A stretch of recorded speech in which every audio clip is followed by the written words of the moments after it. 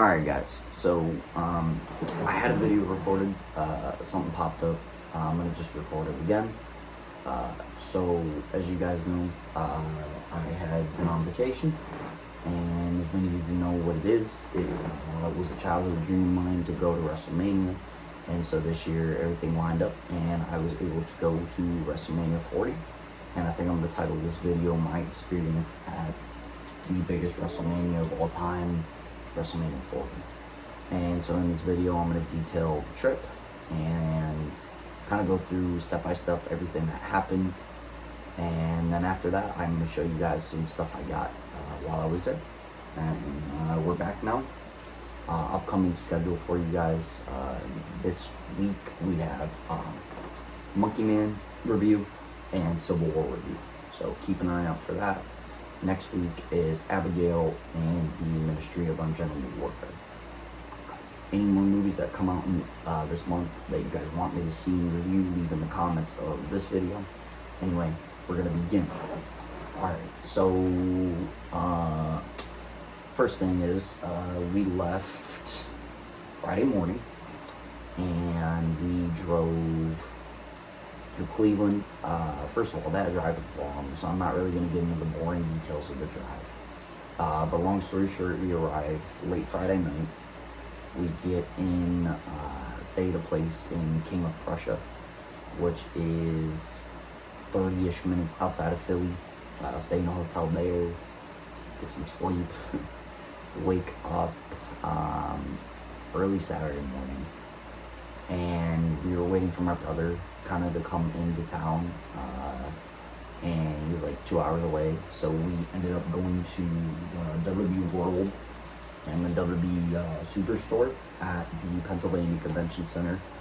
And let me tell you, man, that place is not like any other place I've seen. That place is absolutely crazy, and it has everything you can think of. Like I said, I'll show you guys what I got at the end of the video, but we went there. I got what I needed to get before night one kicked off on Saturday. We went back to the hotel. My brother arrived. We just chilled at the hotel, tried to relax before we left. I took a nap or whatever. And so we headed to the stadium, the Lincoln Financial Field. Left at about 4:30ish. Got there like 5:30. Walked. It was quite a long walk. Walked to Lincoln Financial Field. Was able to hear the countdown outside, over in the other, in the parking lot at the Pepsi Plaza with Pat McAfee, CM Punk, Big E. Was able to hear all that. Made sure that my tickets were on my phone. Got there Saturday. Checked in the gate. Walked in. Found our seats, which the stage was like, say, right here, and so like I had like a direct shot at the stage, and I'd say the ring was like this way, so it was like diagonal up the ring. The seats were pretty good. Got there early Saturday. They had like a 2-hour kickoff, but in the stadium they had a DJ. He was pretty cool.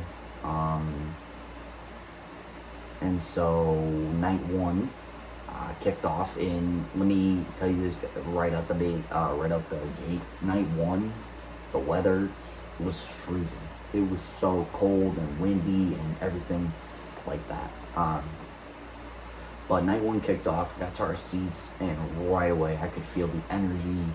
I could feel the reason why you have to go to one of these at least once in your life. It felt so different to any other wrestling event I've been to in my entire life. So night one, we kick off with Rhea Ripley defending her women's title against Becky Lynch. Now, I will say, entrances were top notch, and usually when you go to WrestleMania, the entrances are top notch, but some of these were just knocked it out of the park. Like, Rhea Ripley's band was there. I think they're called like Motionless in White or something, and they killed it. Sounded really good live, her theme song. So we kicked off with Rhea and Becky, and what's funny is the whole section I was sitting by, the same seats for both nights, so our whole section was really loud, and especially when it came to Roman and Cody, this guy like that was like on the section below me, we kept kind of going back and forth about like Roman and Cody, like who's gonna win and all that, and that was pretty funny. But as opposed to night one, we get to Rhea and Becky to open. I thought sitting there, I thought the crowd was really, really hot at the beginning. Like, we were really loud at the beginning, and we were a good crowd at the beginning because it wasn't as cold at the beginning. So you get that match done. Then, it's hard to remember all the matches. So it was Rhea and Becky. Then it was Jay versus Jimmy, I believe. Yeah, it was Rhea and Becky. Then was Jay versus Jimmy, which, so like I say, Rhea and Becky was a good match. Good way to open WrestleMania. Entrances were top notch, and those two, Rhea and Becky, have chemistry, and you can't deny that. And so that was a really good match to open the WrestleMania on Saturday. Then we get to Jay versus Jimmy, which, this match, my God, I don't even know where to start. This match was really good, and I always thought it would be, but like just the story they were telling and the emotion they were able to draw from the audience when it came to Jimmy versus Jay, brother versus brother, family versus family. I like this match had story and thematic elements throughout it. The cool thing was that Jey Uso had Lil Wayne come out and for his entrance, which I thought was pretty freaking sick. That Lil Wayne was there. That actually made me happy. I love Lil Wayne, so that was a nice surprise. Jimmy had his own cool entrance too, no like artist or whatever, but came out in a really cool attire. This match was good. This match was a lot of super kicks, a lot of high-powered offense. I did kind of hope that Rikishi would have showed up, but yeah, you know, whatever. But yeah, Jay and Jimmy was a good second match for sure. Then the third match was the ladder match. Yeah. The third match was the ladder match, which was, my God, ladder matches are always chaotic, and this one was no different. I can't tell you how many times when the teams in the ladder match went for like big spots throughout the ladder, like how many times in my section was like, oh shit, and holy shit, and like, this is awesome. But that match was crazy. Because you had really good teams in there, man. You had like the veterans, the New Day. You had Awesome Truth, which were new. You had Theory and Waller, which are new. And then, I mean, you even had like DIY, New Catch Republic. There's pretty good tag teams in there. So, and I also liked the fact that I knew they were splitting the titles, but I also liked that in this match, you could only win by grabbing both sets of titles. So the match went on, like I said, crazy spots ensued. I swear every 5 seconds, the match just went haywire with all the crazy ladder spots it was pulling off. It was nuts. Like, like the whole stadium was losing their minds with these spots, bro. This match went on. The SmackDown tag titles got grabbed first, and Theory and Waller won them, and they became the SmackDown tag team champions. And so the match continues, and R-Truth, I love R-Truth so much, man. Dude's a national treasure. But R-Truth is like acting like it's a tag match. He wants this to tag him in.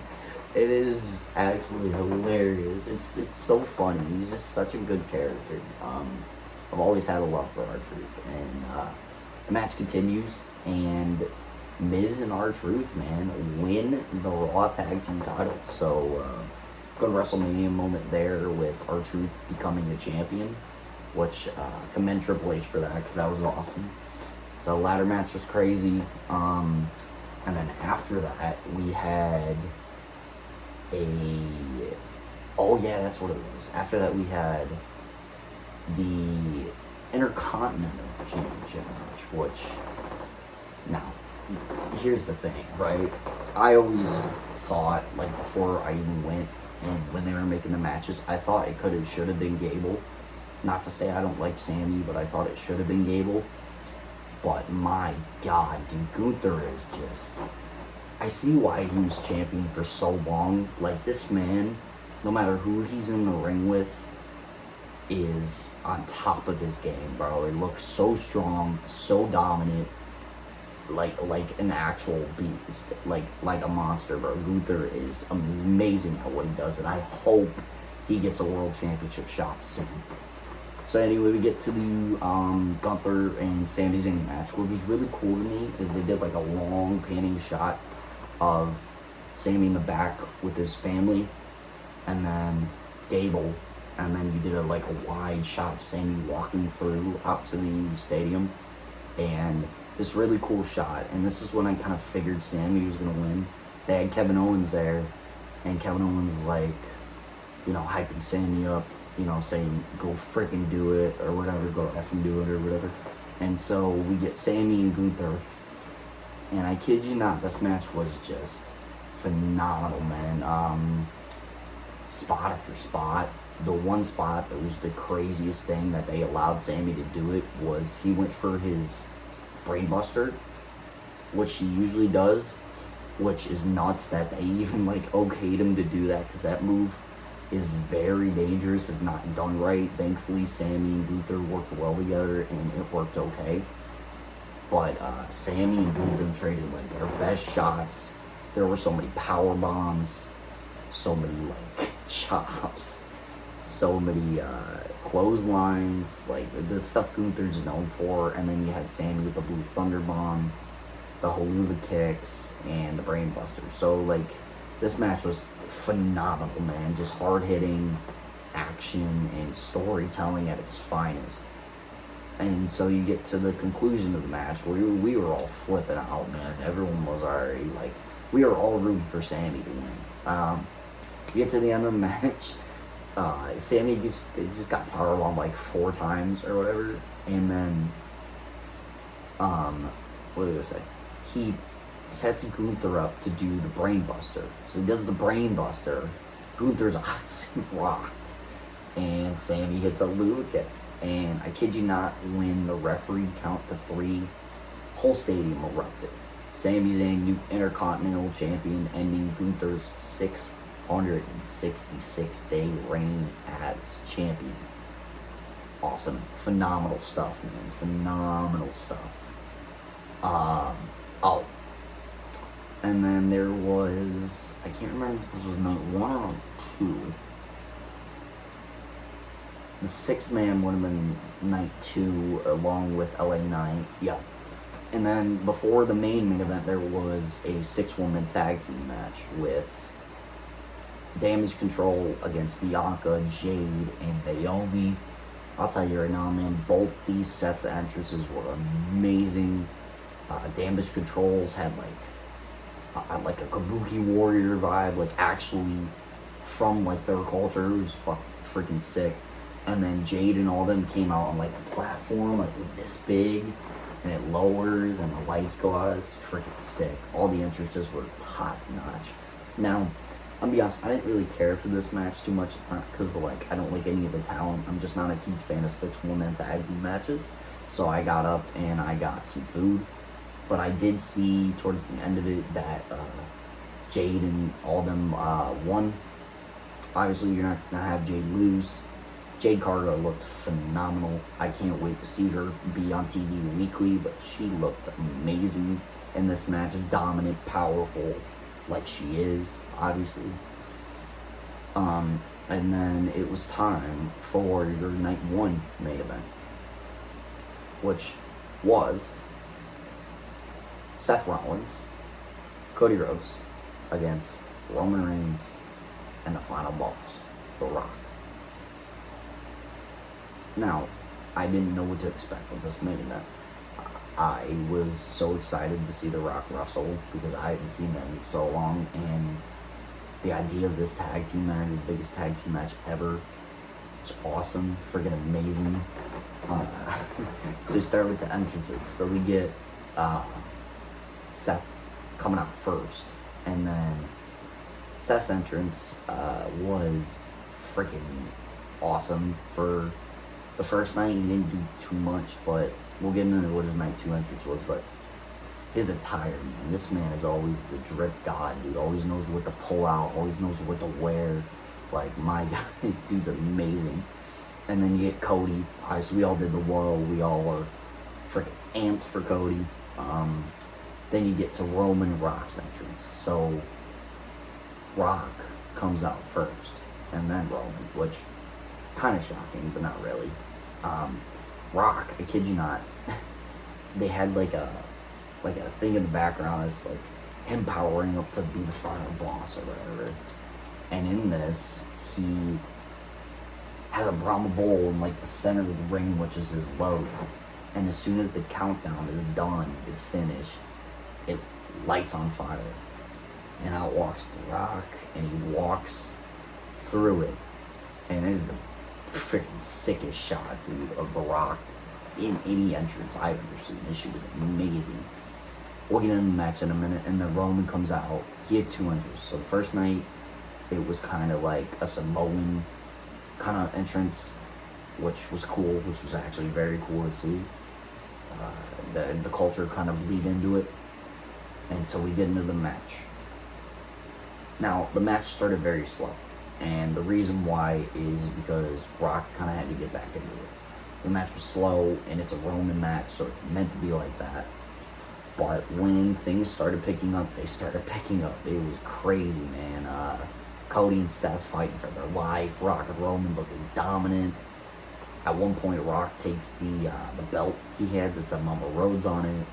And Roman kind of puts Cody on the ropes. And Rock, I swear to God, just absolutely freaking wrecks him with the belt. And you can hear it. It sounds nasty. And then,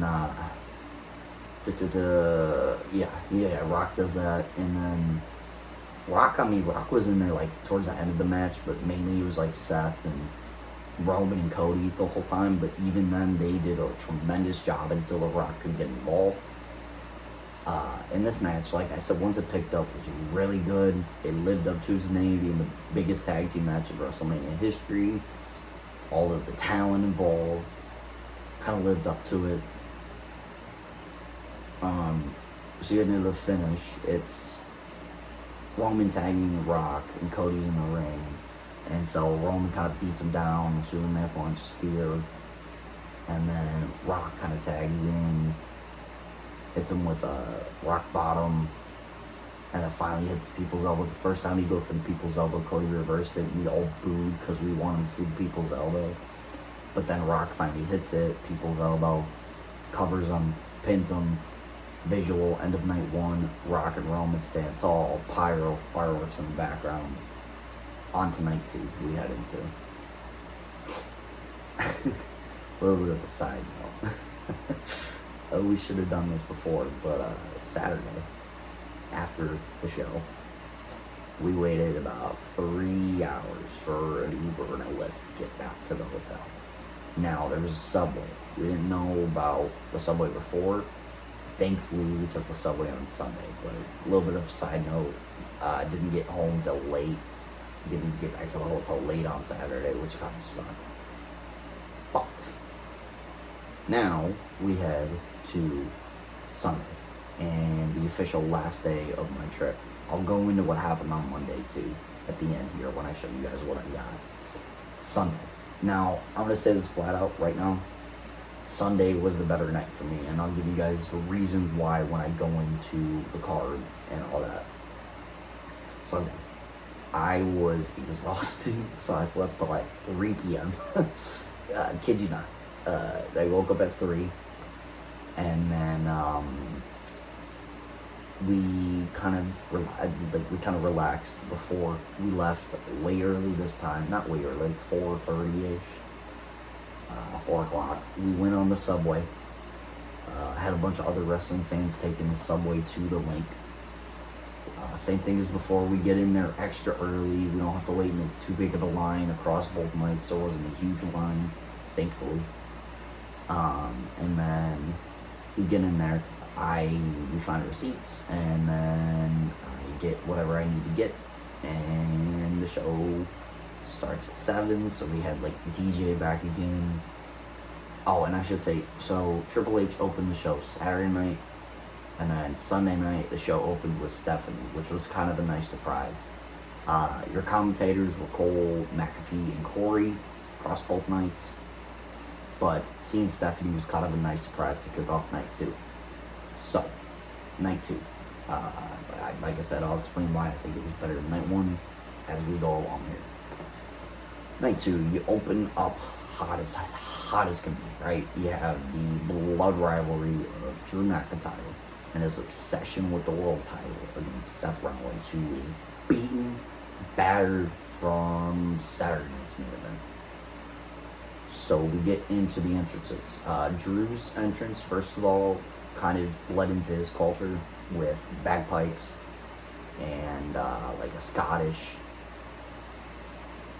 warrior type of feel with the bagpipes playing. That was really cool to see. Seth's entrance. I'm gonna describe this to you guys, and you're not gonna believe me. Seth's entrance, and I kid you not, was a clown posse. He comes out. Well, he doesn't come out yet, but like all these people dressed in bright ass colors come out, and they start playing instruments for Seth's song, and it literally looked like the clown posse. I'm not gonna lie to you. It was pretty funny. It was good, but it was funny at the same time. And then Seth comes out wearing the brightest of bright colors on his attire, and he starts dancing with the clown posse. It is the funniest thing. It is just a funny entrance, bro. It's actually hilarious.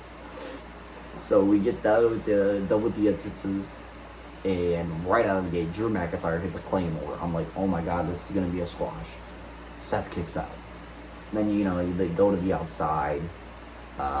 Chaos ensues because Punk is special guest commentator.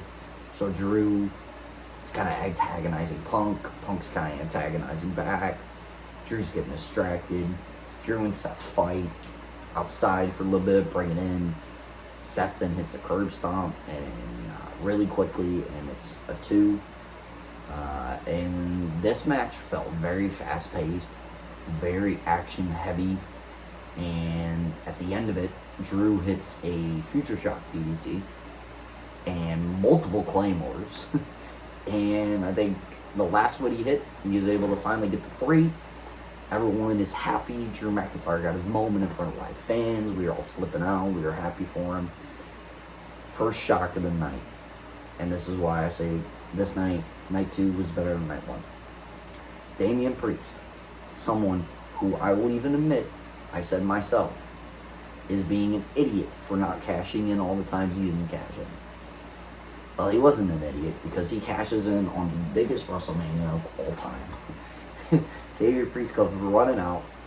Judgment Day behind him, obviously. Balor, JD, and Dom. Judgment Day comes out behind him. Oh, I forgot a match on Saturday, so I'll say that after this. Damian Priest comes out, cashes in the briefcase, and Damian Priest shocks the world, becomes the new world heavyweight champion. Nuts. Absolutely nuts. I did not see it coming. The match I forgot on Saturday was a change slightly to the card that was announced on Friday, which was this match was Rey and Andrade against Dom and Santos. And so, I mean, this is pretty big what happened in this match. So, I will say there were a few things on Saturday that were shocking and surprising that lived up to WrestleMania, but Sunday had more. So in this match, you had Rey and Andrade obviously beating Dom and Santos with the help of, I kid you not, Jason Kelsey and what's the other, Lane Johnson, who were dressed as luchadors in luchadors mask, which that was a pretty cool surprise. But Rey and Andrade get the win, not surprising here. Now we move back to Sunday. So we open with the world title match. Damian Priest shocks the world, becomes world champion. Great, fun, got it. Then after that, there was the 6-man tag match with the Street Profits and Bobby Lashley against the Final Testament, the 6-man Philadelphia Street Fight.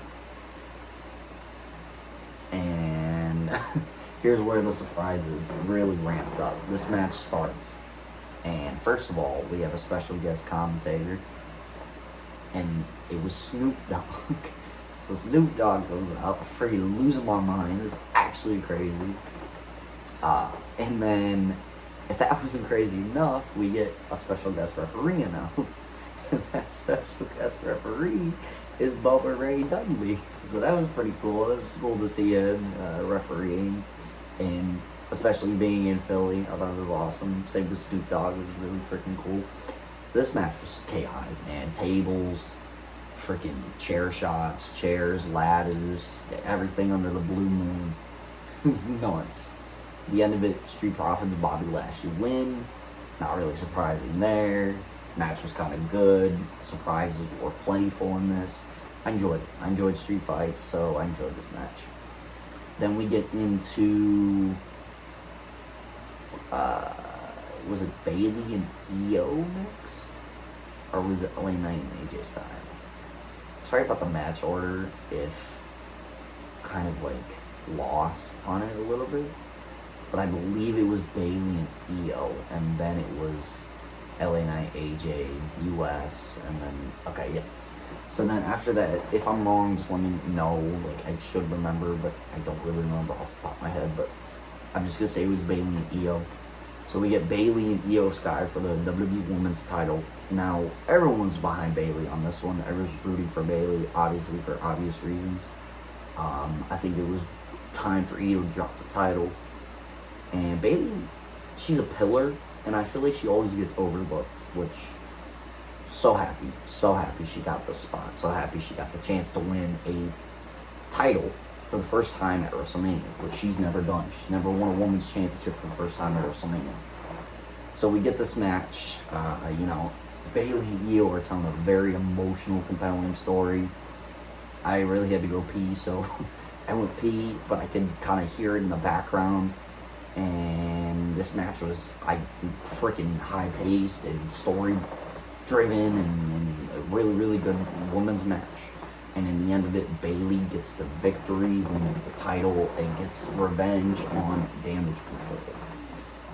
Okay, and then after that was LA Knight. Yeah, everyone was saying yeah, right? Everyone in the stadium kept saying yeah, bro. Against AJ Styles. Now, this match was kind of like a, I don't want to say a boring match, but kind of middle of the road, kind of cool down match for the crowd.